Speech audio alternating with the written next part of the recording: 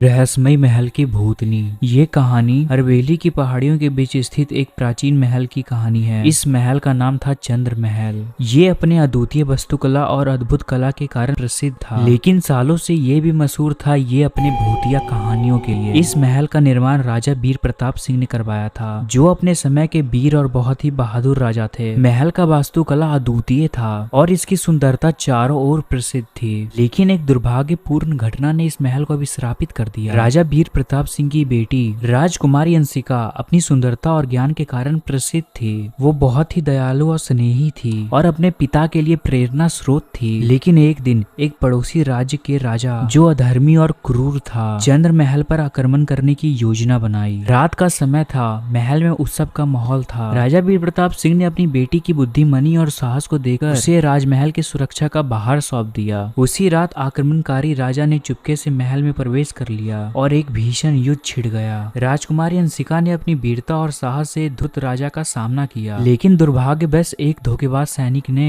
अंशिका को धोखे से उसे मार डाला। उसकी मौत के बाद कहा जाता है कि उसकी आत्मा ने महल को अभी तक नहीं छोड़ा। उसकी आत्मा महल के हर कोने में महसूस की जाती थी। महलों में रात होते ही राजा वीर प्रताप सिंह ने देखा कि उनकी बेटी की आत्मा रोते हुए महल के गलियों में घूमती थी। कई सारे सैनिकों ने बताया था कि उन्होंने अंशिका को महल में देखा है। लोगों की डर से महल धीरे धीरे खाली हो गया और वीरान हो गया। सालों बाद एक युवा जिसका नाम अर्जुन था, चंद्र महल की कहानी से बहुत प्रभावित हुआ। अर्जुन बहुत ही साहसी और जिज्ञासु था और उसने ठान लिया था कि वो इस रहस्य को सुलझा कर रहेगा। अर्जुन ने महल का दौरा किया और वो हर कोने को बारीकी से देखता। उसे महल की सुंदरता और गरिमा से मोहित हो गया और रात होते ही उसे अद्भुत और रहस्यमयी आवाजें सुनाई देने लगी। अर्जुन निडर था, उसने उस आवाज का पीछा करना शुरू किया। रात के वक्त अर्जुन ने राजकुमारी अंशिका की आत्मा को देखा। वो आत्मा पीड़ित दिखाई दी। अर्जुन ने उसके साथ बातचीत करने की कोशिश की और वो बिना डरे हुए आश्वासन दिया कि वो उसकी मदद करेगा। उसकी आत्मा ने अर्जुन को बताया कि उसकी आत्मा तभी शांत होगी जब अधर्मी राजा और उसकी सैनिकों को किए का फल मिलेगा। और उसने इतिहास के पन्नों को खोला। अर्जुन ने बहुत खोजबीन की और आखिरकार एक दिन उसने उस अधर्मी राजा के वंशों के भयावह कर्मों का पर्दाफाश किया और सबूत लेकर चंद्र महल पहुंचा और वहां एक बड़ा अनुष्ठान कर अंशिका की आत्मा को शांति दी। उस घटना के बाद चंद्र महल की भयानक कहानी समाप्त हो गई।